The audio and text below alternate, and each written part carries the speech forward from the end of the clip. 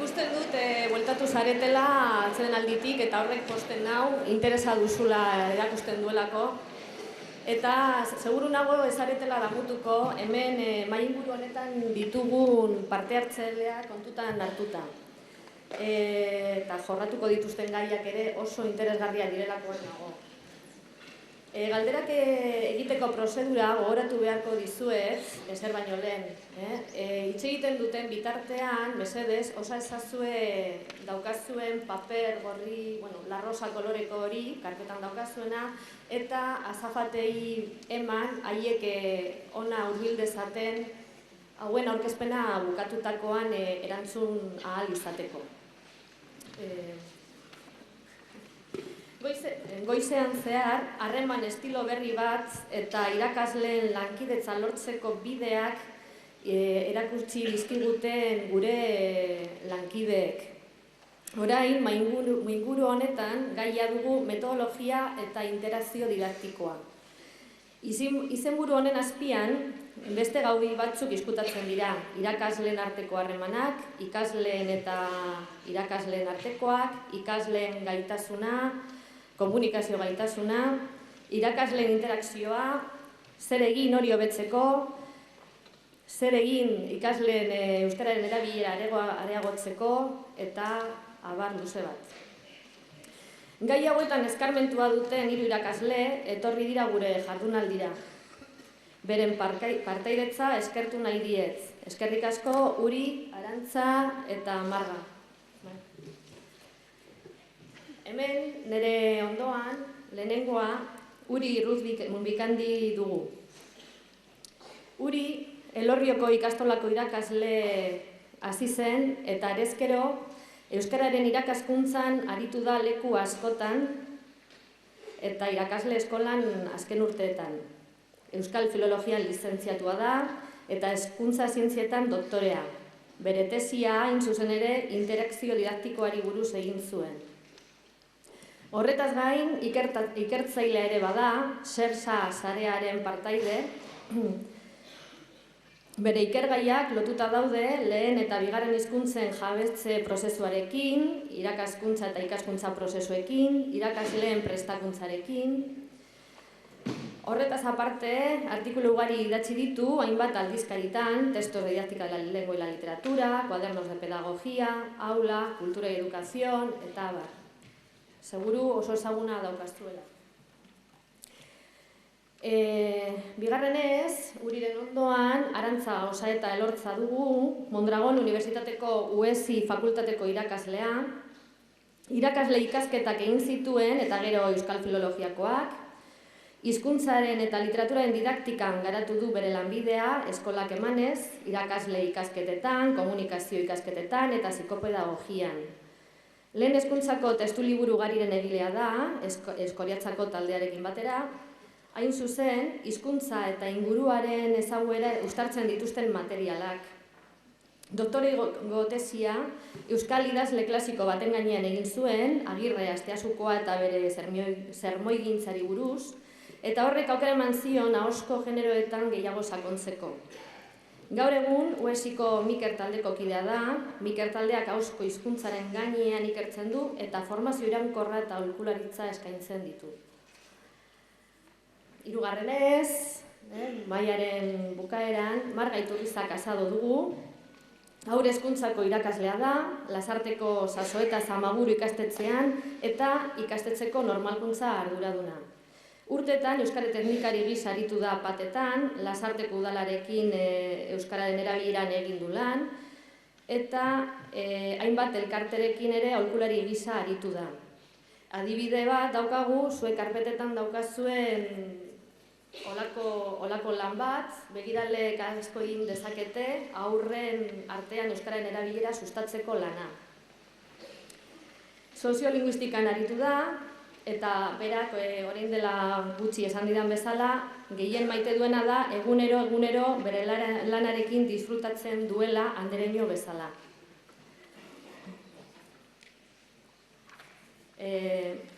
Besterik gabe, badakizue zein den urrenkera eta Uri duzunean. Eskerrik asko. Eguerdion. Eskertu egiten dut asko, benetan ona atortzeko invitatua izana. Aspaldion gainera horrein beste irakasle batera ikusi gabe nengoen, eta beldur pixka bat ematen duzu, benetan, baina, ondan eskarmentua daukagulakoa izuzen ere ematen du beldur gehiago. Baina, gusta ematen du, nik uste dut, beti irakaskuntzan gabiltzan hau, baina oinarrizko eskolatik urrun eta hurbil gabiltzan ontzat, ezinbestekoa da hau, hemendik sortuko dana. Zuen galderak eta zuen erantzunak eta, zeo zer hitz egin izatea, ia gaur zen moduz. Nik gaur ez dut ez PowerPointik ez eta ezer ekarri, eta ez dut ekarri nire abotzan eta nire hitzetan konfiantza jarriz, ausartagian, ausartegia, hasiko naiz. Zan digute, komentatzeko hitz egiteko, interakzioaz eta eskolak dituen erronken inguruan. Eskolak irakatsi egin behar dituen bat gauza eta horrekin batera euskara irakatsi behar du. Hori zendaria puntua, nire hausnarketa txorako. Eta posten naze, orain arte, soziolinguistika bidetik egin dugu lan nire gustorako askotan gehiegi. Eta gutxiegi begiratu diogu eskolari, klaseari. Han irakasle eta hor triangelo didaktikoa deitzen den horri. Irakasle, ikasle eta ikasi beharrekoaren gune, irakaskuntzaren gune den horri. Gauza guztiak pasatzen den leku horri. Eta leku horretara begiratzen duzunean konturatzen zara beretan gauza asko eta asko eta asko gertatzen direla aldi berean eta horretarako erantzun errexik ez dagoela. Horregatik gaut hemen ondio ere, urtea pasata ere galdetzen. Zegatik eta nola egingo dugu? Nola egin dezakegu beto? Beraz, eskolara gune didaktikora bueltatzea nik uste oso importantea dela. Eta gure galdera da nola lortu euskaraz gehiago egiten eta nola lortu euskararekiko netzako, nola lortu euskaraz gehiago eta hobeto egin dezaten gure ikasleak. Eta horri nik lotuko nioke ideia bat. Euskaraz gehiago eta hobeto egiteko bi gauza behar dira. Atxekimendua da bihotza, atxekimendu, gogoko atxekimendua eta erraztasuna. Izan ere, hizkuntza bat asko maitatzen baduzu, baina erraztasunik ez badaukazu hortan, gertatuko zaizuna da eskapatzeko gogoa izango duzula. Hori da niri ingelesarekin gertatzen zaidana. Irakurtzeko oso ondo, baina ingelesez berbetan hasten naizen bakoitzean, konturatzen naizela persona trebea, nire burua asko estimatzen dudanez, ez dut nahi eskas modura gertu nahi, eta beraz, alba dut beste hizkuntzara pasatzen naiz, berehala. Baina, hau, irakaskuntzan gabiltzan non guztiontzako problema bada. Hain ere gure lana da erraztasun hori lortaraztea. Eta ikasleen aldetik gertatzen dena da, askotan ez dakitela oso ondo zer den eskatzen zaiena.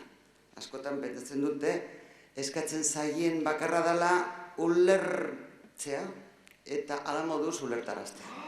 Eta ala moduz ulertzen ditugu ikasleak, ala moduz esplikatzen baitituzte gauzak edo espresatzen baitira. Beraz, askotan egin dugu euskeraz hitz egitea, ala moduz komunikatzen jakitea, arekin identifikatu. Eta hortxe daukagu guk orain, ene ustez, erronkarik handiena. Baina asuntua ez da erresa. Bi gauza behar ditugu egin aldi batean. Behar dugu euskara irakatsi, eta behar dugu euskaraz trebatu, eta behar dugu materietan euskaraz trebatu. Euskaraz ez da berdin hitz egiten, matematikaz hitz egiten danean, eta historiaz hitz egiten danean, eta prozeso fisiko, kimiko edo sozializ hitz egiten denean. Eta ez da ere literaturaz hitz egiten denean. Diskurso bakoitzak, materia bakoitzak baditu erabateko diskursoak, erabateko generoak, modu jakin batzuk adierazteko, eta hoiei ez diegu behar beste begiratu, ene ustez. Baditu golako multzo handi batzuk, ezinbesteko direnak, eta hainbat lekutan oraindik ere, aztertu gabe gelditu direnak. eta oso importante dira, horiek antolatzen baitute esateko daukaguna. Hau da, generoak ez dira besterik kajoi batzuk non esatekoa antolatzen dugun, aldez aurretik ematen zaizkigun pauta batzurik jarraiki. Baina, hitz egiten dugun bakoitzean, hori gauzatzen den bakoitzean, gauzak aldatu daitezke. Alda ditzakeko guk, alda ditzake albokoak, eta nerone bakarrik eta bakoitza bakarrik antolatzen baditu oso ondo egin dezake antolamendu hori. Bueno, errexez, baina molda dezake bererara. Baina inorekin dagoenean, inorekin solasean dabilenean, negoziatu behar du. Besteak zer dioen, berak zer esan duen eta nola esan duen, eta horren arabera, horri jarraiki, horren hildotik jarraituta erantzun alizateko edo jarraitu alizateko. Egoerak markatzen du eta egoeraren artean solaskidea baldin eta solasa den saioaren marka. Ez orain bezala nerone bakarrik nik esaten dut, ulertzen ez baduzue, eta neuk egin behar dut alegina, nire koherentzia bilatzeko zuek ulergarri izan dezazuten esaten dudana. Ulertzen hemen ez dago inolako zuen begiradak dira bakarrik daukadan ordaina jakiteko zen moduz doan hau. Komunikatzen irakastea eta trebatzea bada zaila da. Eta gainera horrekin batera egin behar duguna da ikasleak ez bakarrik mundua ikas dezatela. Mundua ikas dezaten, mundua ikasteaz batera, mundua nola funtzionatzen duen munduak. Nola funtzionatzen duen esparru edo zientzia arlo bakoitzean. Eta horrezaz gainera behar dugu jakin irakasten bere buruaz jakin dezaten pentsatzen ikasleek. Ikasleek ikas dezaten analizatzen nola analizatzen duten. Ikas dezaten pentsatzen nola pentsatzen duten. Ikas dezaten aztertzen nola idazten duten, eta non dauzkaten problemak idaztean, edo esatean. Eta oso importantea da, ezagutu dezatela non demontre daukaten problema. Hitz egitean, problema hori detektatuta bakarrik zuzendu albaitaizke.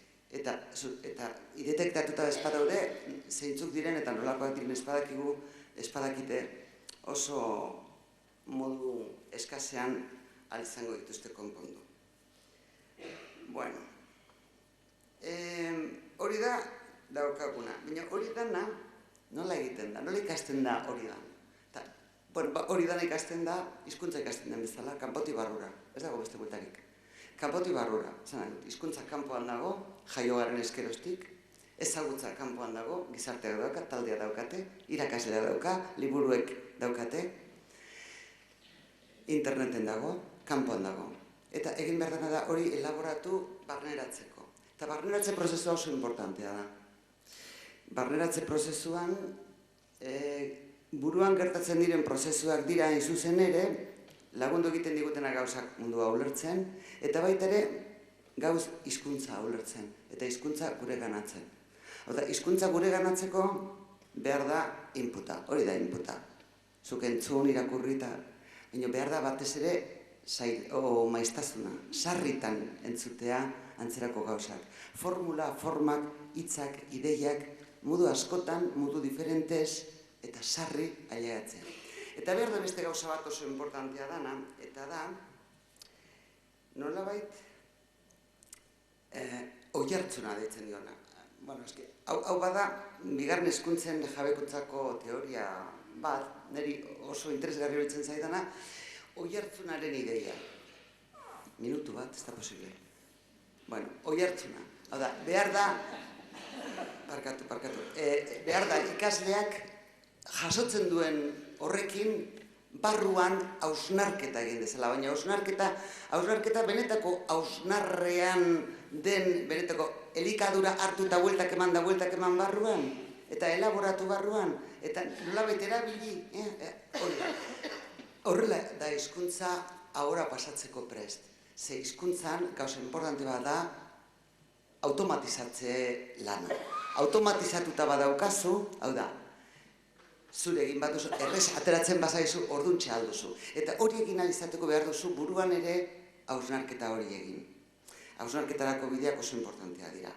Eta kanporako, eta amaitu behar dudan amaituko dut, gero, kanporako beste ideia da, kanpotik datorrela, eta kanpo hori nola da kanpo? Kanpo da bestea, besteekin negozioan, besteekin elkar ulertu guran. Elkar ulertze lana da lanarik importanteena.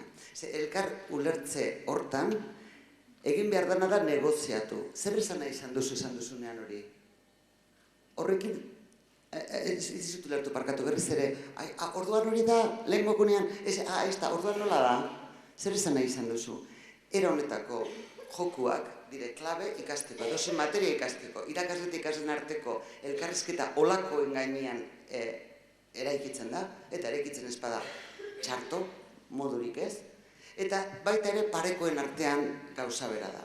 Eta talde lanaz zeingo bagenu, eta geroago espero dut astierik egongo dela hitz egiteko, talde lanaren ardatzetako bat hori izan beharko luke.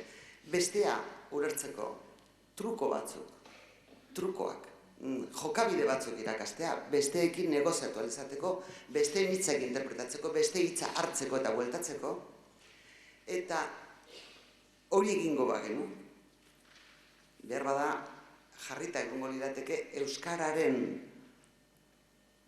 errestasunerako oinarriak. Ja, adin batetan ja burua harin pentsatzen doaneko sasoiko euskara. Txikiekin errezago daukagu. Zenbat eta buru harinago doan, orduan eta hizkuntzare harinago joan behar du. Hori da gure erronka. Eskerrik asko. Eskerrik asko.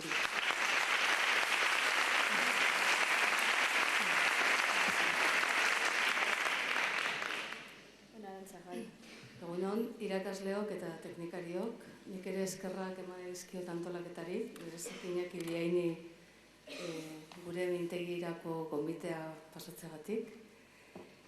Egia esan da, laureunekin interakzionatzea oso zaila izango zaigu, teoria eta praktika uztartzea, baina, sikiera bukaeran egongo da tarteren bat galderantzako. Nik ere Urirekin konpartitzen ditut hainbat gai, ez? Batetik, uste dut, zentrala dela jardunaldi hauen gaia. Hau da, arreta jarri dugu gela barruan gertatzen denaz. Gure herrian, denbora eta indar handiak eman ditugu eskolaren testuingurua eta aztertzen eta dudarik gabe eskolak ze garrantzia ematen dion hizkuntzari, ze babes politiko, zibil eta abar funtsezkoak ditugu, ezta? Baina, orain arte oso arreta gutxi jarri diogu gela barruan irakasle eta ikasleok elkartzen garenean gertatzen den horretaz. Eta uste dut, jardunaldi hauek zentzu horretan mugarri bat direla. Eta uste dut oso importantea dela gela barruan egiten dugunaz kontzientzia hartzea.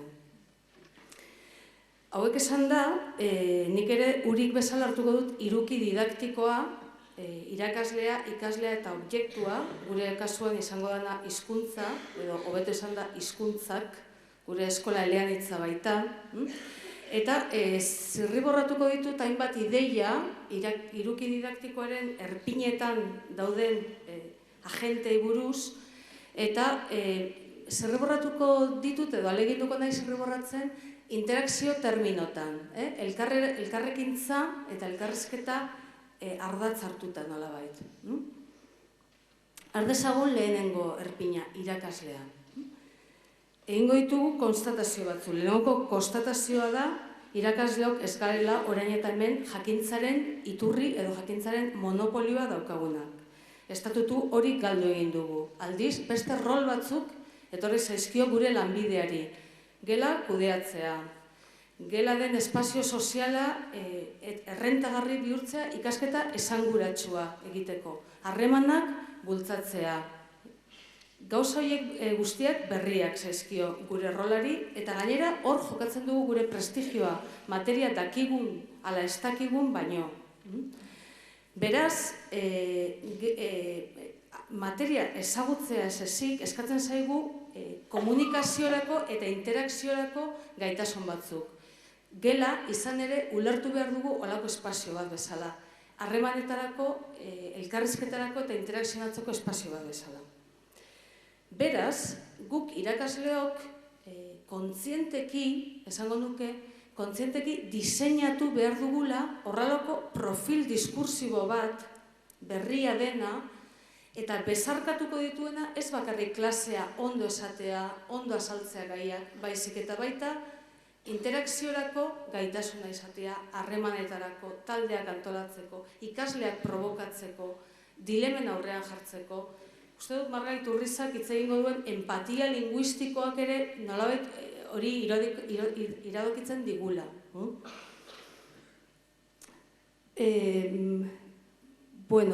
Bigarren konstatazioa da, irakasleari eskatu zaigu hizkuntza irakasleoi, hizkuntza asko jakitea, hizkuntza ondo menperatzea, nahikoa zala hizkuntza ondo irakasteko. Eta uste hori oso sakonki daukagu errotuta, nahikoa dela hizkuntza asko jakitea, hizkuntza ondo jakitea. Aldiz, ahazten zaigu irakatsia ditza, ezta? Irakasle zor zaigu irakastea. Eta hor datu horretuta, urik esaten zuen, inputa eta outputa, ez? Pentsatu dugu, input, sarri, ugari eta kalitatezko batek bermatzen zuela gero erabilera. Baina aldiz, orain badakigu, inputa eta outputa bana ezinezko zerak direla, ez? Ulermena eta ekoizpena ezin dela banatu konpetentzia gisa. Orduan, horrek ere, nolabait, zentralitate hori, irakasleok daukagun zentralitate hori, nolabait, desagertzera edo deitzen digu, ez? Eta ikasleak hitz egin behar dute klasean, hitz egin behar dute. Gero esango dugu, zeri buruz hitz egin behar duten, ikasketa esanguratsua edo, kokatua edo, dena delakoa. Hirugarren konstatazioa da, irakasleok hausnartu egin behar dugula gure jardunaren gainean. Eta irakasleok prest egon behar dugula gure jakintzak eta gure ezagutzak zalantzan jartzeko. Nik uste dut, hemendik atera daiteken ondorio bat dela didaktika, dela etengabe eraldatzen doan jakintza bat, ez? Eta irakasleok ere zentzorretan egon behar gara prest gure usteak ere uste begiratzeko eta hausnartzeko, eta ez da nahiko bakarrik hausnartzea ala ere, hausnartu eta praktika berriak diseinatu behar dira, praktika horiek frogatu egin behar dira, eta ikusi, gure ikasleen emankortasuna bilatzen dute, lortzen dugu ikasleek ekoizpen luzeak egitea, praktika horiek onuragarriak egingo zaizkigu. Gure ikasleek esaten badute, bai, ez, bost, gorria, ziurrenik gure interaktuatzeko modua, gure galderak aldatu egin beharko ditugu. Orduan, irakasleok ere formatu egin behar dugu, baina formatu behar dugu gure burua behatzetik abiatuz. Bigarren objektuara etorriko gara orain. Irakasle utziko dugu eta hartuko dugu erdigunean orain objektua, hizkuntza edo hizkuntzak. Bi ideia botako ditut honen inguruan. Batetik, interakzioa, gelako interakzioa, dago lotuta irakasleak daukan pentsamentu pedagogikoarekin. Hau da, irakasleak nola kontemplatzen du klasea. Modu transmisibo baten kontemplatzen du, ze atasa jartzen du irakasleak. Hau da, pixkat ideia importantea, ez? Nolako atasa, nolako eginkizuna diseinatzen duen, halako hitz txandaketa egongo da. Orduan, aktibidadea funtsezkoa da, elkarrekintza bultzatzeko. Eta hori, berariaz diseinatu behar da. Batetik, orduan, zer egiten dugun, halako errendimentua atera diezaiokegu hizkuntzaldetik. Bale? Bigarren ideia da, interakzioa esaten dugunean, markatzea importantea da, interakzio danak ez direla berdinak. Ez da berdina, irakasleak abiatzea interakzioa, edo ikasleak abiatzea interakzioa. Hor, harreman asimetriko batzuk daude, ondorio hizkuntzazko batzuk dauzkarenak, eta bat. Nork abiatzen duen elkarrizketa, bigarrena, zertarako abiatzen du. Irakasleak abiatzen du, esateko, ulertu duzue? Bai, ederto, guazen aurrera. Hori, txekeatzeko da, jakiteko ulertu duen, baina interakzio horrek ez du bilatzen aurkikuntza bat, edo ez du bilatzen eraikuntza bat. bilatu behar ditugu beste mota bateko elkarrekintzak, ez? Zer egingo dugu proiektu aurrera egiteko, zer jakin behar dugu horretarako. Hau eginda daukagula, orain zindu horrengoko pausoa. Zertarako balio digu honek, zelan lotzen dugu hau gure bizitzarekin. Esan ditudan elkarrekintza mota hauek dira ire motakoak. Behar bada ezaguna egiten zaizue, interrogación, respuesta, evaluación delakoak dira.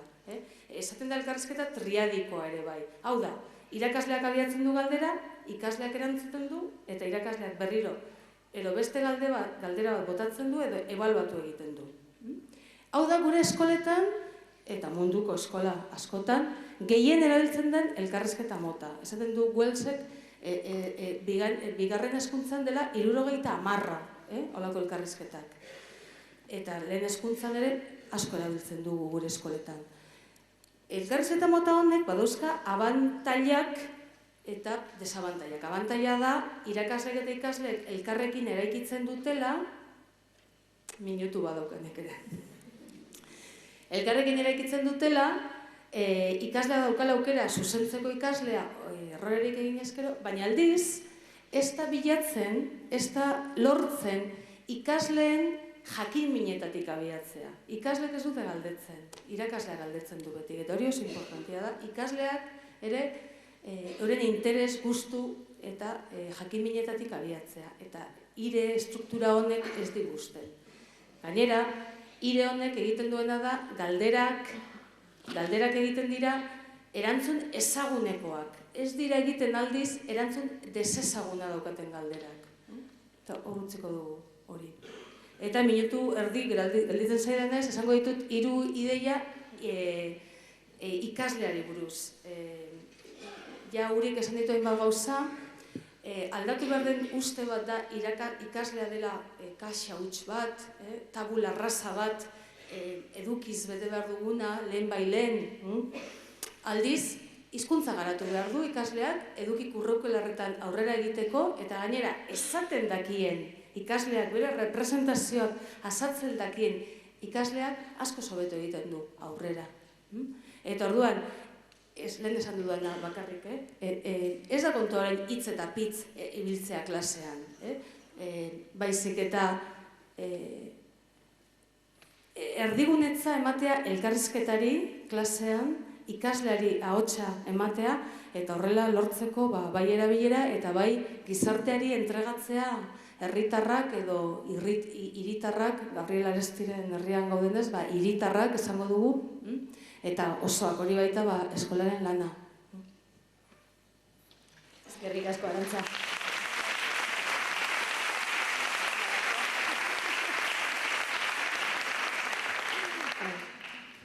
Eguerdi on denoi, nik ez dakit eskerrak eman behar ditudan edo zer, bukatzerakoan esango dizuet eskerrak ematen diedan antolatze lehi hemen egoteagatik edo.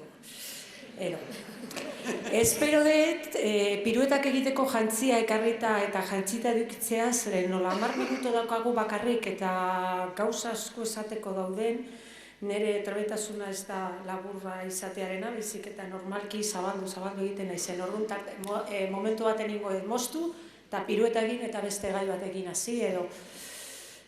Postu egin naiz ikustean nire ustetan nahiko sintonia bereko gerala, ez dakit gauza berdintxoak esango ditugun eta batzuetan igual izan daitezke kontrakoak, baina nik botako ditut ala sentitzen ditudalako, ala ikusten dudalako eta balikoak baldin badira tira. Azalpenaren izenburua aldatu egin dut pixkaz, zeren oinarria da hor zuek dakazuten txosten horretan, eta jartzen du begiraleek asko egin dezakegu gazteen edo euskeraren erabilera areagotzeko. Ni irakasleo jarri dut, zeren nolabait lan horretan biltzen diren ideiak eskolatik atera ziren, eta gero generalizazio lan bat eginez, aiziak dira eta eskolatik kanpo dauden eremu horietara eramateko lan bat egintzan. Baina eskolatik atera dira, eta kurioso da orain eskolara bueltatzen direla, ez dakit oso ondo zergatik, ez dakit zeini eskatu beharko genioke, eskolatik ateratako ideiak edo gogo eta batzuk baldin badira, zergatik ez dira jaso eskoletarako. hortxe usten dugu. Dararan, lan bat egin behar izan genuen. Hau da, eskolarako egokia ziren estrategia, planteamenduak, kokapen horiek balekoak izango ziren eskolatik kanpo. Behatu egin genuen, ludetoketan eta baiet suertatu zen. Nere ustetan baiet suertatu zen, zeren ez ginenari erregistroetaz, ez ginenari eremu jakin batetaz, ari ginen transmisioaz, hizkuntzaren transmisioak. Eta hortan, bi tokietan ematen zen, heldu kualifikatu bat hizkuntzaren ikuspuntutik, eredua zen hizkuntza ikasten ari zen gazte edo haur batzuentzat. Orduan, eremu bakoitzean gauzak gauzatzen diran ezberdin, baina zergatik generalizatu, ikusten dezute ez da. Generalizatzeko aukera bat zegoen, zeren gauza orokorrago batetaz ari ginen. Hau da, zer interakzioa sortzen zen edo erabiltzen genuen estrategia bezala ere bai, nola bai transmisio hori emateko. Eta gainean ematen dugun transmisio eredu kualifikatuari garenetik, heldu rol hori eta erabili, beldurri gabe. Eta nola horretaz ari ginen, berdin zitzaigun non egon eta zertan egon. Hizkuntzari ginen erabiltzen eta hizkuntzako eredua ginen, eredu kualifikatuak. Honek esan du ez dakigula dana, jakina ez dakigula dana, baina ez diogu gure kualifikazio horri ez diogu uko egingo, erabili egingo dugu. Pirueta bat. Hor lana hortik atera zan, eta horregatik nik uste generalizatzeko aukera bat zeon, eta orduan bueltatzen gara eskolara. Eskolan badaude niretzako oso importanteak diren, edo dagoen dikotomia bat batzutan egiten dugu nahi gabe edo, baina ni hemendikan entzun dut hori hala dala, eta zuek eskoletan zaudetela, badakizue, alde batetik dago kurrikuluna, eta beste aldetik daude ekintza osagarriak. Zenbaitetan kurrikulak daude oso ondo landuak, oso ekintzak baita landuak, oso ondo programatuak, nola ez batzutan eta askotan uri atzean egon bada eta. Ezinbestekoak baloratu, ebaluatu eta kalifikatu egiten ditugunak. Eta gero esaten dugu, baina aurren motivazioarekin zenbaitetan ez datoz bat. Baina landu egin behar dira, baina ez ditugu lortzen hizkuntzari begira lortu nahi ditugun oinarrizko helburu horiek, hain zuzen ere komunikaziorako. Egingo ditugu ekintza osagarri, pilo bat, oso onak, oso erakargarriak, eta zenbaitetan hizkuntzaren ikuspuntutik ez daude hain sistematizatuak, baina erakargarriak dira. Eta horiekin pixkat hobeto lortzen dira, gure ustetan oinarrizkoagoak diren hizkuntz helburuak. Niretzako oso garbi dago, eta hitz egiten dut oso tajante, baina ez da hola, gero negoziatu egin beharko genuke, baina tira, azaltzeko. Eskoletan gauza bakar batek lotzen gaitu, bukaerako helburuak.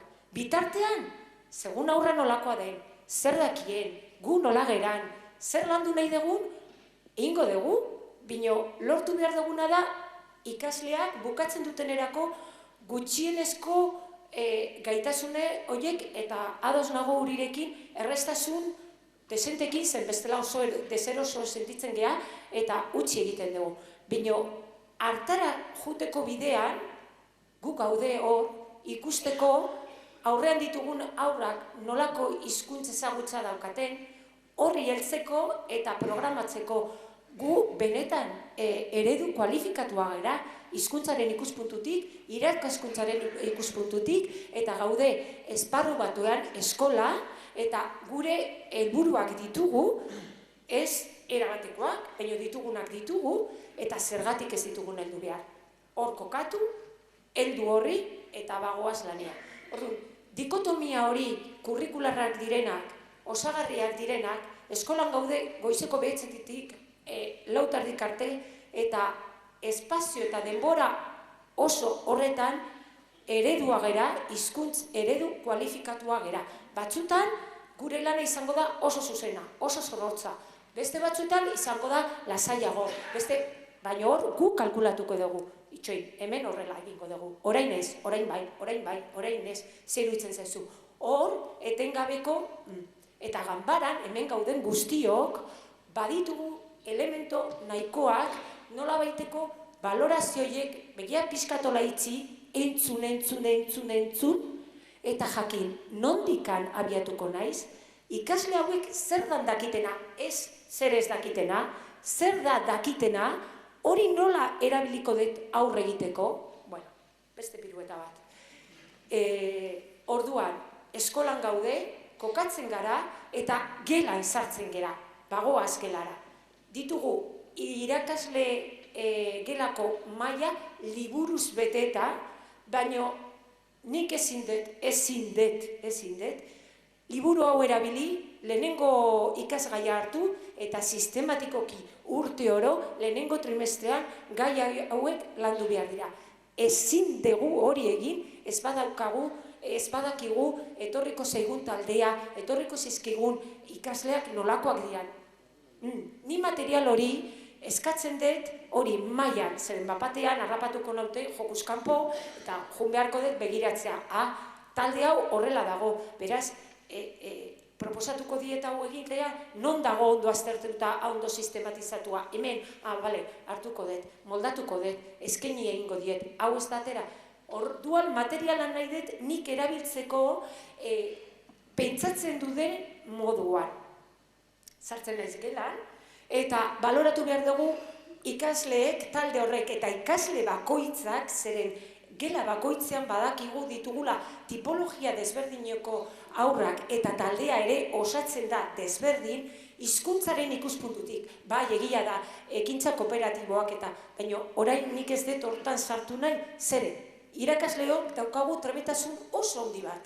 Ekintza marabillosuena hartuta gure eskuetan, izorratzen dugu dos patadas. Eta ekintza kaskar bat helduta, baldin badakegu zertarako den, izango da xumea, izango da motza, izango da mekanikoa zenbaiteta. Baina hori da nahi duguna. Zeren ikusti dugu, behatu dugu, eta hau, 5 minutotan, segurtasuna landuko diegu aurrengan, eta aurrera bagoaz. Hori egiteko gai bagea, eta zuek dakizue osondo, gai gerala. Ematen dizkigute, testo liburutan daude, ekintza batzuk izugarriak. Baina, eske gai gehan. Minuto bat?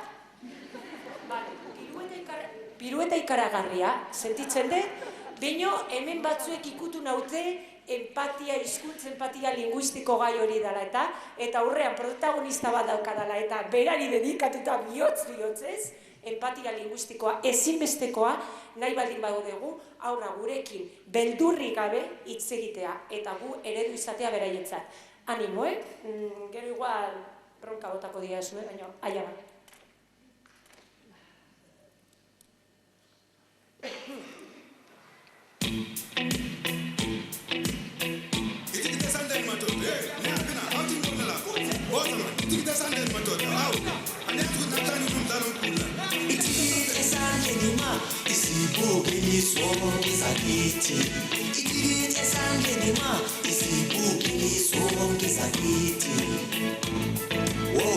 Namhlanje sizoveta sonke izinkulumo wesivukeli sonke sakithi sizosobani engathi ngikhola lethu labasihlangana khona bazokhala abantu sizosobani engathi ngikhola lethu labasihlangana khona bazotheleka sizosobani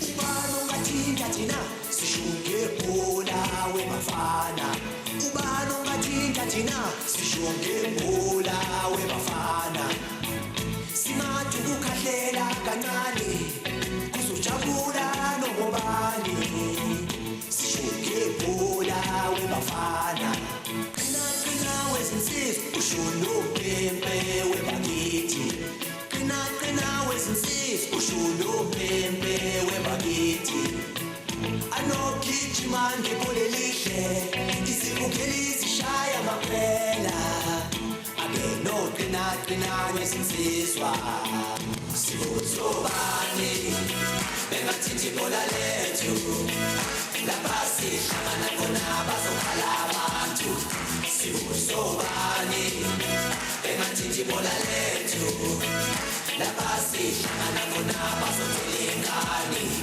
sibusobani bengathindi ibhola lethu lapha sihlangana khona bazokhala abantu sibusobani bengathindi ibhola lethu lapha sihlangana khona bazothela ingane sibusobani engathinta wololoma wololoma wololoma wololoma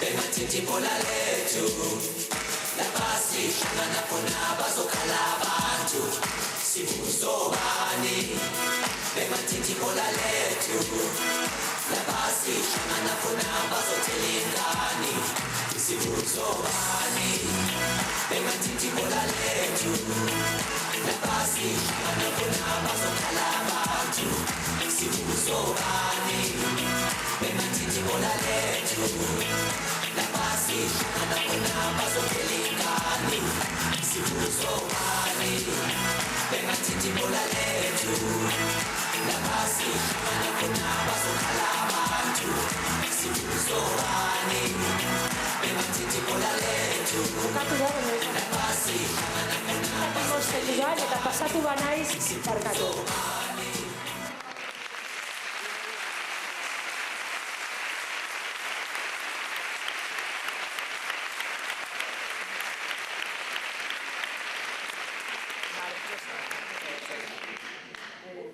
Eskerrik asko, Marga. Pasatu gara pixka bat denboraz, baina, konponduko dugu, nolabait, ez? Orain bestek esandakoari zeo zer erantzi nahi badiozue, minutu bana edo emango nizueke galderekin hasi aurretik. Ez dakit nola ikusten duzuen, edo bagoaz aurrera, edo osatu nahi duzue zeo zer. Gaitik aurrera, oso polita da, nolako batasuna dago, bera ez. Gero ateako dira gauzak, galderak eta ego dituzunean. Bai, negatik ere aurrera. Orduan guk 3 galdera prestatu ditugu, galdera bakoitzari erantzuteko 15 galdera bakoitzari 15 minutu dituzue 3 artean erantzuteko, orduan moldatuko gara denborekin edo. Bai. Orduan, lehenengo galdera izango litzateke hau. Gure eskolek ikasleen komunikazio gaitasuna garatu eta euskararen erabilera areagotu behar dute. Hori da Ulibarri programaren xede nagusietako bat. Baina hori ez da gure eskolek gaur egun duten erronka bakarra. Beste batzuk bai dituzte. Oinarrizko gaitasun guztia garatzea, ikasle eleaniztasuna lortzea, anistasunari ondo erantzutea, elkarbizitza, kultura anistasuna. Erronka horiei guztiei ondo erantzun ahal izateko, eskolako eta gelako lana antolatzeko moduak eta baliatzen dugun metodologiak eragin handia dute. Antolaketa eta metodologia egokiaren ezaugarrien artean nabarmendu dira interakzioa eta komunikazioa sustatzea eta bideratzea. Beraz, zer deritzozue, bat altzatozte baieztapen hauekin, gehiago azaldu ditzakezue, nahi duzuena. Gehiago ez, mesedez. Pasatzen da, nik uste beti maizu maistrak beti behar izan dute egin hau. Hau eta gehiago. Orain, pasatzen da dela ofizialki eta irratitik eta telebistatik eta pasatzen digutela. Beti izan da esperantza handia, benetan mundua aldatuko dela eskola ona eukien da. Eta hori mantentzen dugu, ni horren aldekoa naiz. Sinisten dut, benetan eskola ona, irakasle onak dituen. Eskolak asko egin dezakeala etorkizunagatik. Hau da, gaur ume diren eta bihar nagusi izango diren horiengatik. Gu danongatik. Kontua da nola, eta pasatzen diguten kontu hauetan, nik esango nuke, gauden sasoian, datuak, oinarrizko prozesuak ezagutu behar dituztela gure ikasleek, eta oinarrizko tresnak izan behar dituztela. Ze, hain da handia ze jakiteko den guztia, hain da elezina jakituria, behar den bakarra, behar dugun bakarra da, jakituriara ailegatzeko tresnak eta bideak ezagutzea, eta entrenamendu horretan. Orduan, behar da, egin dezakegun lanik importantena ikasleekin da, elkar lanean, hau, idea oso importantea da, niretzako. Elkar lanean ikasten da, denborak eskatzen duen zerbait da. Lehen baziren alako argit istiratsuak eure bakarri bazirudin nunbaitetik ateratako burua partekoak zirela eta haiek zegitela. Gaur egun gero eta argiago dago dakitenak antolamendua dira, eraikuntza, antolakuntza dira, jende taldeak direla.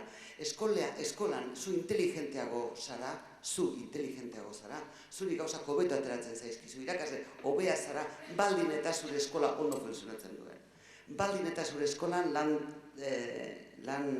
artikulaziorik daukasun alboko kideekin. Baldin eta zuk ez dakizuna alboan dakienak esango dizuen edozein momentutan. Baldin eta naiz eta zuk ordenagailuan nola egiten den ez dakizun, baina alboan daukazun gero zuk trukatuko diozun zerbait eta laguntzera etorriko zaizun laguna. Eta hau da, gaur egungo idea potentea, funtsezkoa, oinarrizkoa, eta hori da, benetan konsekoet izan gura badugu gure ikasleekin egin behar duguna. Ikasleek ikasi behar dute elkarren artean ikasten. Eta hori planifikatu egiten, eta hori planifikatu egitenak gauza oso minimoa netzako, honetarako eta euskara ikasteko gauza bera. Euskara ikasi behar da, matematikak ikasi behar direk euskaraz ere bai. Euskara egiten ikasi behar, eta hori lehenbiziko ideia. Ikasle jakin behar dute hizkuntza ondo jakin behar dutela. Zeregintako bat hori xerala. Eta hori begiratu, neurtu eta bultzatuko dugu horretarako. Eta horretarako antolatuko dugula eskola. Eta klaseak, hori gerta dadin, talde lana da fundamentala. Klasean talde lana egitea. Talde lan eta Margak esaten duen bezala ez tontakerien inguruan, ez gauza funtsarik gabekoen inguruan, ez irakasleak esandakoa errepikatzeko. Ez loroak ateratzeko gure eskoletatik. Loroak ateratzen ditugu maiz. Irakasleak esplikatzen du, galdetu egiten die zer esplikatu duen, esaten die idazteko esplikatu duena, eta gero esaten die publikoz adierazteko esplikatu duena. Jangoikua. Nola da posible horrela buru argiak, buru gozetiak ateratzea? Ulertzen da, hori da kontua. Orduan, nola goze intelektuala sustatu, nola jakiteko gogua piztu, hori da gure galdera. Eta hori, talde txikietan horrek posibilea handiak ditu. Baldin eta oinarrizko jokabide batzuk adosten ditugun ikasleekin. Adibidez, jokabide oso oinarrizkoa da, errespetuz entzutea bestea. Jokabide oso oinarrizkoa da, besteak esandakoa kontutan izatea, noberak esaten duena esateko. Jokabide oinarrizkoa da, arrazoiak ematea esaten duzun guztiagatik. Eta hemendik laster, hau ondo irakatzeko bagenu, panfleto merkeak desagertuko lirateke. Eta desagertuko lirateke ardibeltz modura tratatzen gaituzten konsignak. Irratikoak, telebistakoak eta mundu osokoak. Pentsatzen jarriko ganuka jendea, ikasleak, hola, arrazoiak eman da, eta arrazoiak eskatuta. Zergatik esan duzu hori? Galdera nagusia, irakastekoa, matematikan, historian, danetan, zergatik? Arrazoiak. Eta hori da pentsatzen irakastea. Eta hori euskaraz egiten da. Eta nola hori, ezin aldez aurretik ikusi nola formulatuko den kaso guztietan, hor suertatuko da, hor aterako dira, 1000 momentu, 1000 ataka gogor, jarraitu guztiz. Bueno, nik Urirekin erabat euneko nago bat, baina pixka gaia zabaltzearren, edo beste punto bat jartzearren mai gainean, nik esango duke zentrala dela gure eskolan lehenengo ideia hemen, ez? Gure eskolak ikasleen komunikazio gaitasunak garatu eta euskararen erabilera areagotu behar dute. Eta nik aldetuko nuke, ia irakasleok hori ote dugun buruan, eta ikasleek hori dakiten. Ni nago ez gaudela honekin oso obsesionatuta eta egon beharko genukeela. Nik uste dut hemen gai zentral bat dela euskararen ahozkoaren trataera eskolan, ez? Komunikazio gaitasuna garatzeko funtsezkoa baita hitz egitea, eta hitz egiteko hitz egin egin behar da. Eta gure eskola askotan oraindik ere oso ariketa mekanikoetan, oso idatzizkoetan, eta generoak oraindik askotan ez dira erabiltzen, guretzako komunikazio unitate oinarrizkoa dana, esaten dugula genero baten sartzen dugu edo enpaketatzen dugu. Eta oraindik generoak nik uste dut asko urratu dela idatzian, baina ahozkoan hor esango nuke badagoela lan bat. Ahozkoa planifikatzeko aurre hezkuntzatik bigarren hezkuntzara eta mailaz maila zer egin behar dugun. Hori hizkuntzako klase guztietan. Ahozkoaren trataera zaindu behar da, mimatu behar da, programatu behar da, eta ikasleak hori da, eskola zer da probaleku bat, eta ze egin behar dugu eskolak egiten dakitena, hobeto egiten irakatsi. Eta uste dut gure kezketako bat hori izan behar dela, ahozkoak daukan presentzia. Bestetik, uste dut interakzioaren gaia beste gai zentraletako bat dela. Interakzioa jartzen badugu erdigunean, horrek eskatzen du irakasle guztiok izatea hizkuntza irakasleak. Eta interakzioak balio du beste oinarrizko gaitasunak lantzeko dudarik gabe bai. Zeren guk gure klaseak, urik jarri duen adibidearen aritik, matematika aprobetxatzen badugu, matematikari ze errendimentu atera diezaiotegu hizkuntzaldetik, matematika guztiari ez noski, ze hori ere ez da egingarria, baina badaude matematikako jarduera batzuk probetxugarriak direnak hizkuntzaldetik, enuntziatu matematikoak zailtasunak negoziatzea, ariketa irekiak diseinatzea. Guk ere irakasle moduan, nik uste dut, barkatu igualitza oso horra, baina obsesionatu egin behar dugula interakzio emankorrak bilatzeko. Eta esaten dut nik irakasle naizen aldetik ataka horretan nagoelako, ez? Nik klaseak aldatu ditut, diseinatzen ditut galderak, baina batzuetan esaskit ateratzen nituen erantzunak, orduan jarraitzen dut horrekin lanean, eta barrez, edo uste dut, irakasleok egin behar dugula alegin hori, nolabait eskola dalako toki sozial bat da, eta gizarteari begira egon behar da, eta urik esaten zuenaren aritik, ez? Gaur egun gizarteak eskatzen du ikasleek, ondo hitz egiten jakitea, ez bakarrik oinarrizko kompetentzia, baita hiritar kompetentzia, hiritar autonomoa izateko eta bere iritzia emateko plazan, eta horietarako ikasleak ausartu behar dira hitz hartzen. Eta hortarako irakasleok isildu egin behar dugu. Eta gelaren 50% behar bada izan behar da isiltasuna, edo izan behar da entzutea.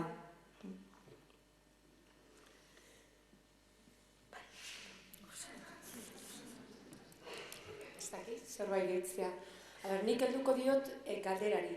Eta hizkuntza erabilera areagotzeko erabiltzen ditugun nolabait trukoak eta biapuntuk balekoak dira bestelako? Bai, balekoak dira irakaskuntzarekin lotuta daudelako. Eta hizkuntza landu behar dugunean, hizkuntza eren inguruan antolatzen ditugu estrategia horiek aurrari begiratzea, aurrak zer egiteko, zer dakien egiten, hortikan proposamenak bilatu ditzala jakina baietz. Gu ere bai pistak emateko hortze gaude, gu ere berriro esaten dut oso kualifikatua gerala egon beharko genuke.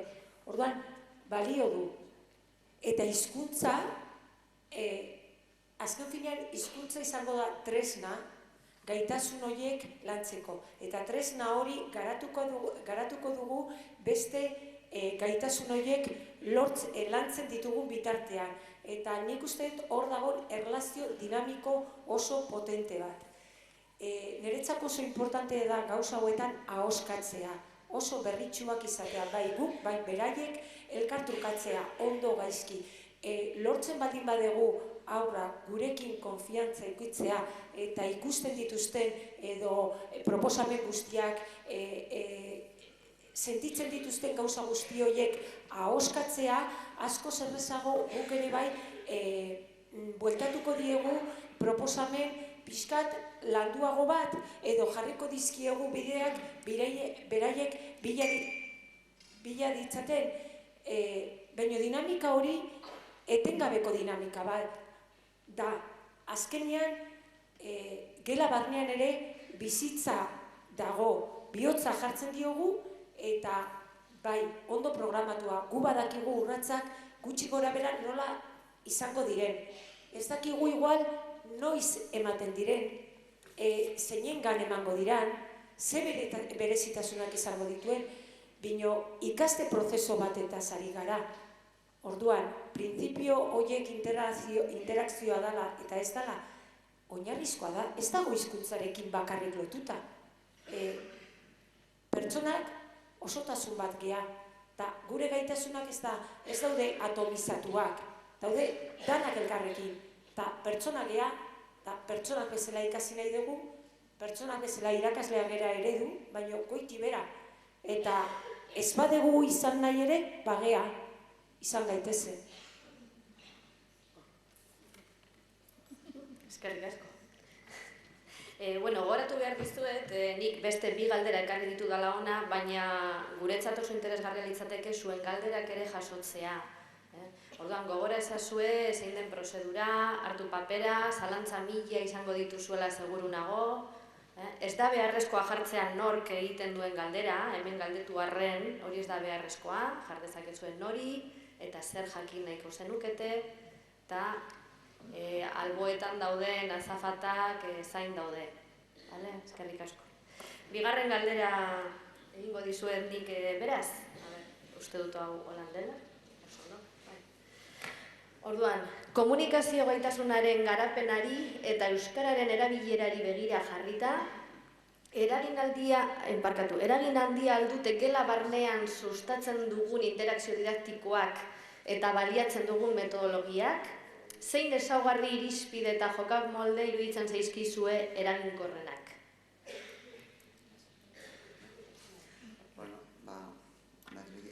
Ordena, neronik erantzungo dut alde batetik.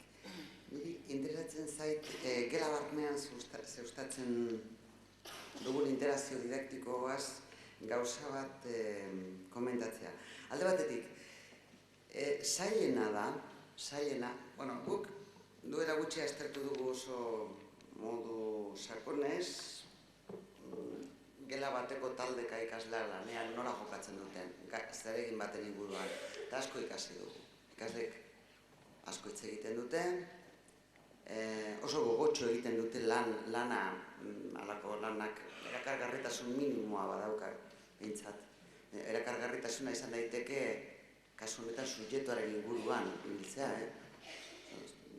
ez dauka zer ikusirik, izan daiteke oso gai akademiko zikua, baina baldin eta bideak interesgarri diren, eta nolabaiteko erronka planteatzen duten ikasleak gogotxo hasten dira.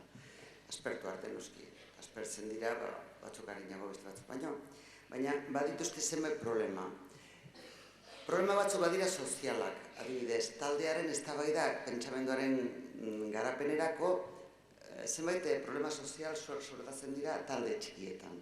Adibidez, norden liderra, liderrak dioena, zenbait kasutan egia estatu dugu, liderrak zerbait esan eta naiz eta arrazoirik ez daukan, arrazoia daukan eta liderra ez denak isildu egiten dela, ari lekua utziz. Gertatzen dela askotan zentzubakokeria edo erantzun eskasak, hau da, oso erantzun tautologikoak egite dituzten maiz, oso borobilak, zergatik da jefe delako, edo saldiz doalako eta zergatik doa saldiz jefe delako, ez da gizu hori, estilo hortako erantzunak, ez daukate bat ere, ez daukate askotan defentsariko egin aurrean.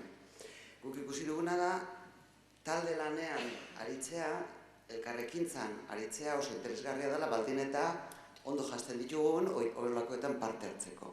Adibidez, jaskera ezinbesteko bat da argudiatzen ikastea, eta argudiaketak ikastea, eta minimoki hortan entrenatzea gurekin batera.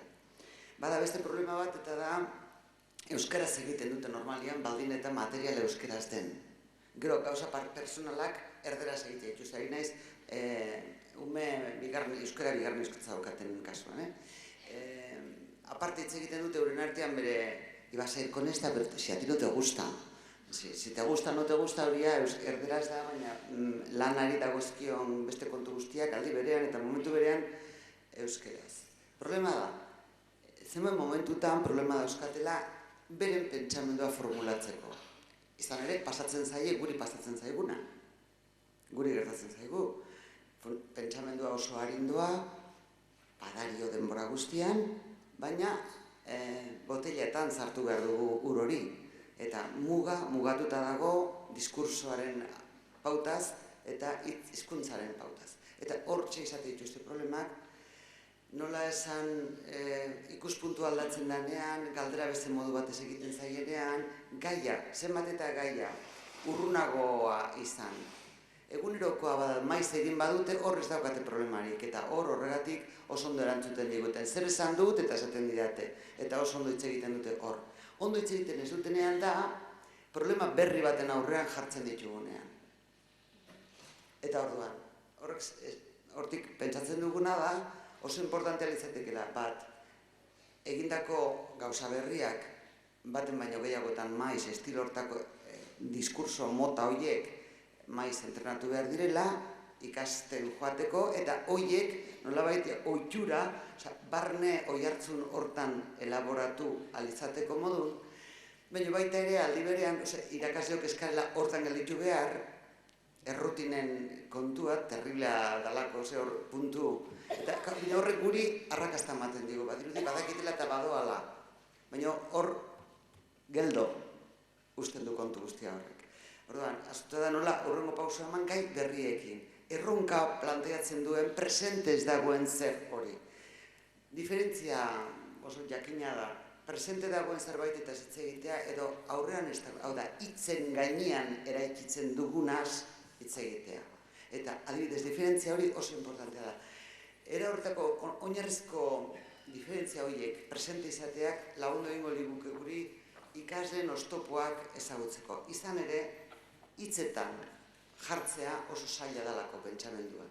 Eta hori konstiente izan bateko, eta hor egon behar du irakasleak hitza emateko, laguntzeko. Berriz ere galdetzeko, beste modu batez. Gero jarraituko dugu, berformulazioetan trebatzea adibidez oso importantea da. Hori zure hitzekin nola, hori beste modu batez nola. Bila ezazu modua, ez bakarrik ideia. Ez ideia ala moduz esan eta hor konpon, ez. Findu. Fintzen dozunean, esate modua pentsamenduari zara fintzen. Gauza berari begiratzen ari zatzaio, zatzaizkio beste puntu batetik. Nik igual, azpimarratuko nuke ze erlazio dagoen interakzio didaktiko eta metodologiaren artean, ez? Txanpon beraren bi alderdi iruditzen zaizkit. Metodologia klasiko batek, transmisio batek, ez du baimentzen interakzio didaktikorik. Aldiz, proiektuetan oinarritzen den metodologia bat, non ikasleak talde lanetan paratzen ditugun, albideratuko digu interakzio didaktikoa. Bai irakasle ikasle eta bai berdinkideen artean. Urik esan duen moduan, hain gutxi ustiatzen dugun interakzio hori. Beraz, autu metodologikoak funtsezkoak dira kontu honetan. Eta orduan, hemen interakzioa erdigunetzan jarri nahi badugu, lehenengo begiratu behar dena da ze metodologia baliatzen dugun eskolan. Bai? Bigarrena, zein ezaugarri irizpide eta jokamalde iruditzen zaizkidan eraginkorrenak, galdera oso arriskutsua da, ze ematen du eraginkorrenak esan da denok olako zoriontasun kontratu bat edo sinatzen dugula, ez? Eta ematen dugula olako errezetario bat eta jose ondo horrekin ibili. Eraginkorrak izango dira, marrak esaten zuen bezala, ez? Segun ze ikasle daukasun aurrean. Ezin duguna da egin testu liburu hartu Biblia balitz moduan. Eta orduan, berdin zaigu zein dagoen aurrean, nik, leloko gaia, leloko galdera, eta, klaro, urtez urte, aldatzen zaizkigu ikasleak, gu urtez urte bat sarrago gara. Eta, noski, horrek funtsezko egiteko dauka kontu honetan guztian. Orduan, nik esango nuke, oso importantea dela, irakasleok eukitzea errepertorio oso zabala. Hizkuntza errepertorio, galdera errepertorio oso zabala. Interakzio oso mikroetatik, urik esan dauen ez, eta zela esango zenukezuk, ez? Eta beste modu bat ogoratzen zaizu, eta rebotatzen duzu galdera, ez?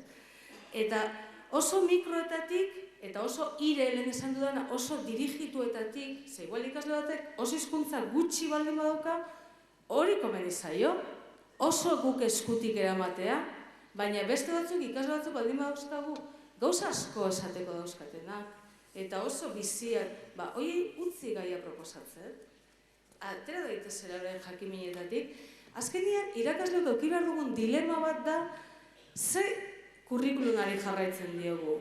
Gure kurrikulunari, gure agenda inposatzen dugu, ero ikaslearen kurrikulunari jarraitzen diogu. Ikasleen dauzkan gustoak eta daukan galderak, bere ingurunetik abiatzen diren galdera horiek, zein ematen diogu lehengo postua, ez? Hori, hainbat autorek planteatzen dute gaur egun, eta nik uste dut dela ideia bat oso kontuan hartzekoa. Eta orduan, segun, nik esango nuke, hemen da, segun ze ikasle dauzkagun, segun ze helburu daukagun, segun ze behar duten, baina guk bai irakasleok eduki behar duguna da, oso repertorio zabala, ez? Gure burua asko landu behar dugu zentzu horretan. Gure galdera motak, lortzen dugun ikasleen gandik erantzun luzeak. Lehen esan dudan moduan, ikasleek erantzuten baduten monosilaboekin, bai, ez, ondo, txarto, hor zerbait aldatu behar dugu. Ikasleek arriskuak hartu behar dituzte hitz egiten dutenean. Arriskuak eta hitz egin behar dute luze. Eta luze, linguistikoki, kognitiboki, eskatu egin behar die eurei, ez, arriskatzea. Eta hor, ikusten badu geure burua, ikasleek hitz egiten duten eta luze eta ondo goaz, ez, hor ondo goaz. Orduan nik esango nuke gure lana hori dala, ez, gu euren mailara jartzea, ze eurek ezin dira gure mailan jarri. Labur, eta pixkat desberdinak. Gaude gelan, interakzio hori sustatu nahi dugu, eta gelan oso hau desberdinak ditugu. Eta nola bai interakzioa emateko gure erronka behar badat da antolatzea anistasun hori. Eta anistasun nortasun aldetik ere bai. Topatuko ditugu haur batzuk oso lotzatiak direla, eta kosta egiten zaiela hitz egitea. Jakin behar dute bere txanda izango dutela. Erabiliko dute, ez dute erabiliko, lehenengo ez dute erabiliko, eta gero ikusita, hausartuko dira. Eta guk emango diogu euskarriak hausartzen juteko. Beste bat oso berritxu izango da, eta planteatuko digu txikitin. Txanda eskatuko duzu, behin edo behin, ez bazaizua jola behintzat. Beste bat izango dugu, bakartia dela eta lanak egiteko, igual ondo egiten dituta guztiz, baina bere joera. Proposatuko diogu lantaldetan aritzea. Beste bat izango da burrukalaria eta esan dugu. Azalduko dezu, hitz egingo dezu. Orduan, izakera horiek gela guztietan ematen direnak, interakzio hori denentzako emankorra izan dadin, gu gestionatu beharko dugu, edo erakatsi beharko diogu gestionatzen. Eta pixkat, hori eta esaten zutenarekin lotuta, horrek datorkigu primeran hizkuntza lantzeko, zeren ahoskatuko dute, beraiek egingo dute, aizu, errepikatuko duzu, ez dezu errepikatuko, ikusiko dugu zein esamoldeak erabiltzen dituzte. Eta segun zein esamoldea erabiltzen duen bakarkako bakoitzak, guk eskainiko diogu beste bat, landuagoa behar badu, edo utziko diogu, egingo diogu edo errepikapen bat, edo egingo diogu galdera bat non erantzuna esplizitua dagoen, edo egingo diogu galdera iriki bat, edo emango dizkiogu arbelean idatzita pista batzuk, edo utziko diogu bere giza nahi duena sartzen. Hau da, interakzio horretan eta bakoitza den bezala izanik kontutan hartuta eta hori gestionatuta, gero hor ematen dana eta segun zein hizkuntza erabiltzen dute, hortikan abiatuko eskainiko diogu hurrengo pausoa emateko bakoitzari dagokion laguntza hori. Baina beti kontutan hartuta dakitela. Barkatu baina bukatu behar duzu. Jazta, bukatu behar. Eskerrik asko, eta barkatu. Baina denbora askanpo gaude, ja pasatu gara, eta galdera asko ditugu hemen bilduta, azkenean. Osea, que, bueno, nire hirugarren galdera irakurriko dizuet. A ver, bai, edo igual hobeto, ez? Bai, bueno, gure hirugarren galdera antzekoa zen. Igual joango gara, bai, jendearen galderak irakurtzera, bale.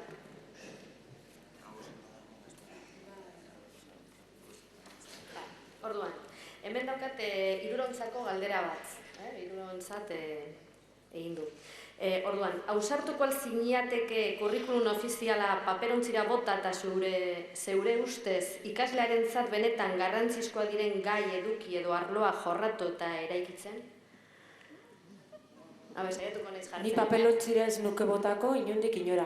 Irakasleen mai gainean utziko nukela, eta argitaletxe liburu guztiak nire mai gainean nahi ditut, ondo irikiak, ez dakit zein horrealdetan, hori ez dakit. Erabiltzeko, zeren hor kriston lana dago, urtetan eta urtetan jendia oso gogor egin du lana. Papelontzira bota ez, baina nik ikusten ditudan eta aurrek esaten dizkidaten beharren arabera erabili. Bota material hori mesedez, daramazkigu 20 urte horrekin lanian, jotakia eta halako jende potentia lan egiten gauza horietan, papelontzira bota inondik inora. Baina erabili guk pentsatzen dugun bezala azken finean, azkeneko erantzunkizuna, gauzatze horren erantzunkizuna, gurea da. Esan behar nuen que para eso nos pagan, baina ez dut esango. Ez que nola botako ditugu paperontzira? Hora, guk erabili behar ditugu. Gauza asko eta oso onak daude kurrikulum horietan. Baina ezin gaituzte lotu. Nik galdera errebodatu egingo nuke. Uste duzu benetan ere kurrikuluma betetzen dela? Transposizio didaktiko hori egiten dela kurrikulumetik gelaraino ez ginak hemen egongo ahozkoaren auzian, esate baterako edo komunikazio gaitasunen auzian, ez? Alde batetik, goitik berako hori nire ustez nahiko problematikoa da. Eta beste alde batetik, galdera, aste honetan, hilabete honetan, atera da larrun argiako gehigarria, porrot eskolarraz gomendatzen dizuet, asko irakurtzia oso ondo dago. Eta horre esaten du, eskola ezin daitekela izan horren akademikoa edo olako, akademikoa, olako hurbildu behar dela ikaslearen gana, ez? Eta nik konpartitzen dut ideia hori. Esan nahi dut, uste dut gure eskolak planteatu behar duela dilema hori, ez? Norren kurrikulumari jarraitu. Irakaslearen agendari, ez da, guk pentsatzen dugu hau dela ona, edo beti gora etorri behar den. Eta dilema hori, eta eskola batzuk, de hecho, funtzionatzen dute kurrikulum barik, ez da? Egiten dituzte beste gauza batzuk, eta nik bai uste dut, eta testu liburu asko egin ditugu gure erakundean, Uste dut testu liburuak norberak aktibatu behar dituela ikasleen arabera eta oso termino dialogikoetan eta hori bai hartu barik hori gauza itxi bat bezala, ez? Da nadala galdera asko gustatu zait. Nik behar galdera honi parejatu baitetik hartuko nuke. Nik etzait gustatzen niri formulazio modura ikaslearen benetan garrantzitsua diren gaiak. Ze ikasle? Noren seme alaba da ikasle hori? Zegatik da garrantzitsu berarentzako gai hori eta ez fisika kuantikoarena? Eskola da aukeren lekua. Eskola da bere etxean inolako libururik ez dagoen jendearentzako ere lekua. Ez da umeen gaiak ez dute existitzen. Umei guk inposatzen dizkigu gaiak. Etxean, eskolan, kalean, telebistan eta donon. Problema ez da hori, problema da nola egin pasionagarri, nola egin gogoko, nola egin interesgarri, nola hurbildu distira guztiaz, matematika, fisika kuantikoa, literaturarik elaboratuena eta benetan jakituriaren goi mailak. Hori da gure, ez umeen gaiak. Brunnerrek dio, prest nago edozein umeri edozein gai irakasteko zintzotasunez baldin eta egokitzen manatzaio ume horren garapen mailara. Horixe da gure galdera da, ulertu dezake, begiratu jozu, itzegi jozu izarraz eta zulo beltzaz, itzegi jozu eta begirazazu ze aurpegi jartzen duen. Behar da, 3 pausu atzera gogoen beharko duzu horretaz aritzeko. Baina gaia dana dire gaiak. Gaia dire mundu guztiaren gaiak, eta asmatu ditugunak eta ez ditugunak asmatu. Eta nik uste jakituriara ailegatu daitekela plastiko azul horretaz hitz egiten hasita ere. Zein ziloi politiak, hasi gaitesan, ziloi politietatik. Baldin eta irakasleak buruan zeo zer daukan, irakasleak espadu irakurtzen eta iletratu bat bada parkatu ez. Hola da, oso tristea da. Gutaz, gure artean ez dugu lakotaz hitz egiten, baina bada, en fin, bere burua jantzi ez duen jendeak. Eta umeetaz gainera txartu hitz egiten du. Ez dakite. Eta zer horrek? Claro. Oie dire gure arteko kontuak. Eta nik uste ja nagusia naiz. Eta nagusia naiz zinez, gauza batzuk esan egite ditut.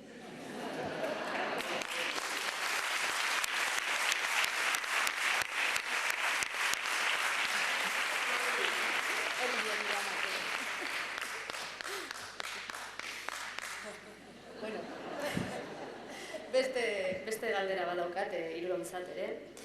Zer egin euskararen beharrik sentitzen ez duten ikaslekin, debeatzen batez ere?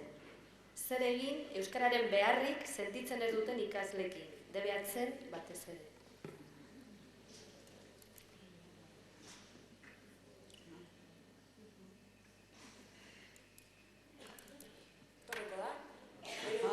Etorriko da. Ikusten gaitu benetan gu atakan ez dugula utziko, eredu onak ematen dizkiogula, balekoa dala, gustora gaudela, etorriko da, denbora behar da, bakarrik hori. Eta azkenean denbora eta horrekin ez badator, azterketa gainditzen lagundu eta utzi. Etorriko da. Lehenago edo beroan dago etorriko da. Irabazi beharko dugu, baino ezin dugu berarekin borrokatzen ibili. Etorriko da. Urrutitik kutsatu egingo dugu. Ez dugu kutsatuko beraren kontra baldin bagoaz, matxakatu egiten baldin badegu, sufriarazi egiten baldin badugu gai honekin. Lasai. Eguneko una ere igual ezin dugu lortu. Bueno, gu ere ez gara. Etorriko da, gustora. Motivazioa ere landu egitera. Hori da igual gai bat, ez? Motivazioarena, ez? Atxikimendua, nola landu atxikimendua? Ezagutza lantzen da, bereziki, erabilera zen beste motivazioa, hor autobiografia linguistikoak edo bakoitzak hausnartu, ez, non dagoen hizkuntzekiko, zer razio dauzkan. Guk egiten ditugu olako esperientziak gure ikasleekin. Etortzen zaizkigu euskeraz ikastera, gurea oso unibertsitate euskalduna da, denok, gure identitate ikurra ere bada, ez, hori hizkuntza eta aldiz, etortzen zaizkigu oso ikasle erdaldunak, ez? Eta nahiko burua uste daukagu honekin, ez pentsatu zuei bakarrik gertatzen zaizuela, ez? Eta, horari gara, geroz eta gogoz eta gogo gehiagorekin, pentsatuz atxikimendua landu egin behar dugula. Eta ez pentsatzea medio euskaldun baten daudelako berez egingo dutela euskara. Hori ikasi dugu, ezin zai eskatu. Hori da gure artean asko funtzionatzen duen uste bat, ez? Eta eurak ez dut horrela jasotzen mezua, ez? Orduan, pixka maitemindu egin behar ditugu hizkuntzarekin, persuaditu, gustoko gauzak egin, eta gero, igual denetan ezin da, ez da marrak esan duen bezala, ez? 100%. Baina, gai hauek nik uste dut oso zabalik ditugula oraindik, ez, gure artean. Eta hor lanean jarraitu behar dugula, ez da? Niri iruditzen zait, probatu beharko genituzkela, harritu nindun baten Kataluniako jende batek eginiko ikaslei, magisteritza ikasten ari zen ikaslei eginiko galdeketa baten erantzunak. Pentsatu nuen, ni enintzatik ausartuko galdera horiek egiten. Galdetzen, eta ez du euskararekin zer zen moduz sentitzen zera, nola noberen bizitzaren historio linguistikoa. Oso gai, segatik daukat beldur. Beldur naiz, irakurriko ote dudan gustatzen ez zaidan zerbait. Eta ikasleen ganera eskotan hori da igertzen dudan. Euskara oso ondo egiten du, aldu, eta segatik ez du egiten. Alde batik iruditzen ez dugula ideologizatzen, ez dugu ideologizatu behar, ez dugu. Gu oso ideologizatuak izan gara. Besterik egin ez dugu hainbat urteetan, eta gutxirako balio du. Baina, hortik eta ezerrezara, ez dire konsiente adibidez euskararen estatusarekin eta egoerarekin, eta, por ejemplo, ideia nagusia hizkuntza ez dela bizi baldin eta hitz egiten ez bada, badira horako oso gauza oinarrizkoa nik uste, berra da hor trebatu beharko ginetekela plan zerbait sistematikoki oso oinarrizko gauza dira. Zuri zer gustatzen zaizu, mundu guztia pinuz beteta egotea, hori da nahiko zenukena, laster joango gara horra, pinu linguistikoa da ingelesa. Berba da pinua eta igual eukaliptoa geldituko da, txinaldekoa. Orduan, era horretako, provokazio ekologiko, beste nonbaitetik egin, eta giza talde bakoitzak berea gorde behar du, mantendu behar du, eta ez inor gehiago, baino gehiago izateko, baizik eta bera izateko. Munduaren anistazuna gordetzeko, gu garago. Eta, hortan, eta bide horietako ideologiko, hausnarketa, munduarekiko funtzionamendu gizakiaren izakerarekin bat berba da. Buratzen zait, ez dakigu, bai. Urrengo galdera irakurriko dut hortik pantailan jartzen dudan bitartean oso luzea delako, bale? Eta horren behiratu pantailan. Hau. Irakasleok testu idatziei eman diegu garrantzia orain gutxi arte. Ahozkotasun denbora bada. Pasa izango badiz bezala. Ez digute erakutsi ahozkotasuna eskolan lantzen eta orain bapatean izugarrizko garrantzia hartzen du. Nola izan konfiantza ondo egiten gabetzala? Ze pauso jarraitu behar dira gelan hau bermatzeko?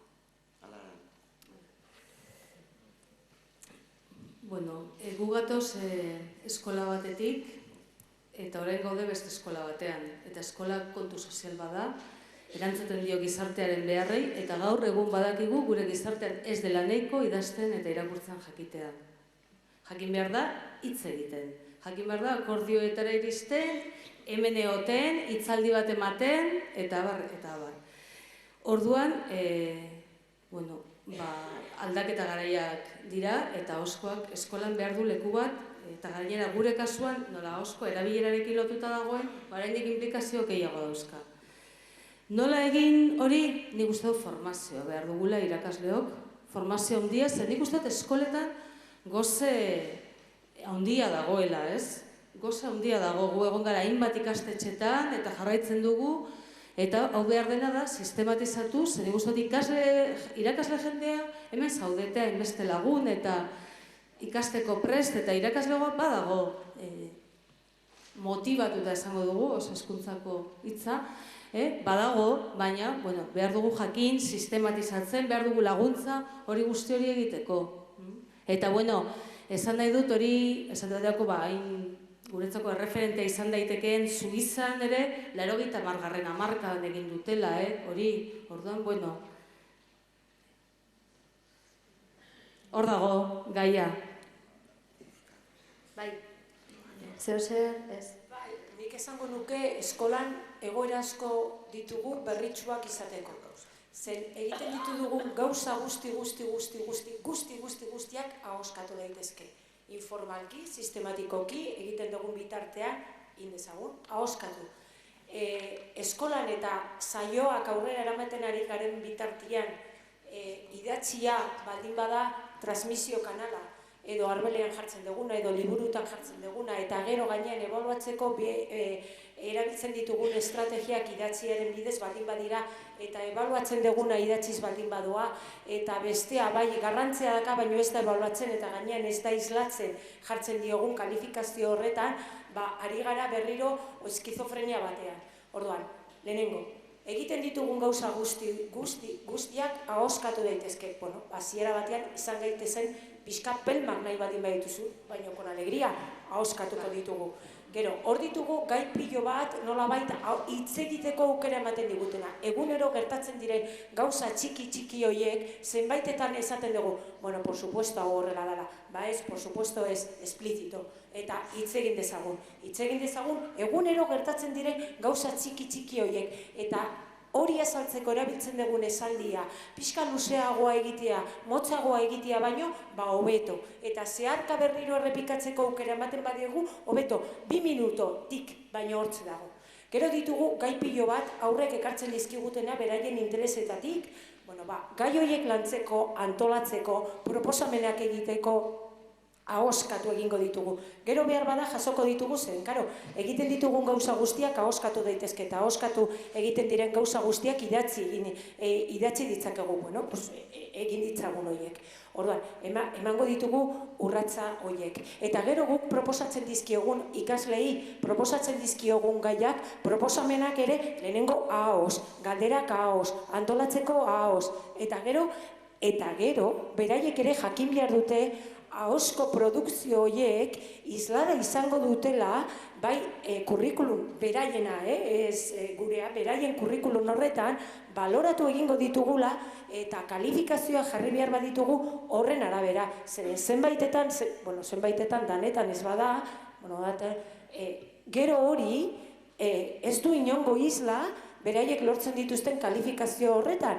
Eta orduan, eskola batean, zorionez, horitzarrez, ala behar duen izan, baina kurrikulum akademikoa, balorazioak eta notak garrantzia handia dakate. Orduan, ahoskoa garrantzia handia, ahoskotasunak garrantzia handia baldin badaka, horren inguruan egiten diren alegin horiek guztiak ere isla beharko dute izan. Azken galdera urirentzat da, oihartzuna, kontzeptua aipatzen duzu, egin zenezake azalpen zehatzagorik? Eskerrik asko. Oso, niretzako interesgarria izan den kontzeptua da, hain zuzen ere, hau da, McQueenie, Elizabeth Bates, psikolinguistikako korronte bada, zeinek esplikatu nahi duen nola funtzionatzen duten buruak o hizkuntzak gure buruan.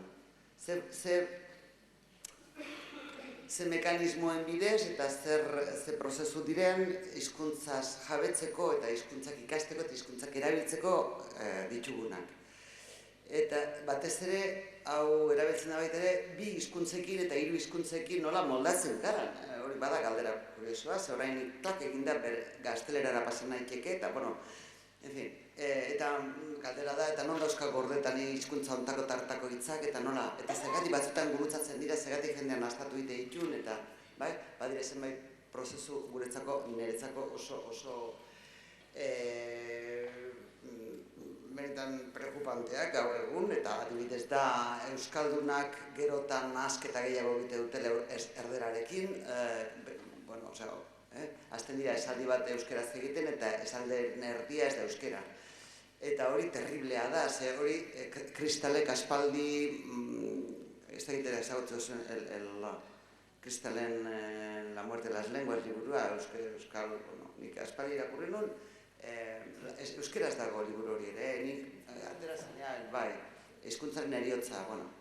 Hor agertzen diretako gauza bada, nola fase baten hizkuntzen desagerketa baino harinago gaixotasunaren seinale bat dela fenomeno hau. Bueno, fenomeno horren kontra adibidez, horrek badauka zer ikusi ez da kasualia. Badirudi norbaitek, nik beti interpretatu izan dut, euskeraz ari delarik erderaz egiten du nolabait seinalatzeko, baina kontuz, enaz baserritarra gero, nik erderaz badakit, bai? Eta hori izaten dizu, erderazko zati bat esanaz. Nolabait konfunditu ez dezazu. Honek badauka zer ikusirik hizkuntzaren estatu sozialekin. Hori da nire interpretazioa, baina tesiak daude hortan milaka interpretazio egin daitezke eta milaka gauza diferente. Hauetako problemari aurre egiteko oso importantea da hiztunak, berak, barruan nola daukan hizkuntza.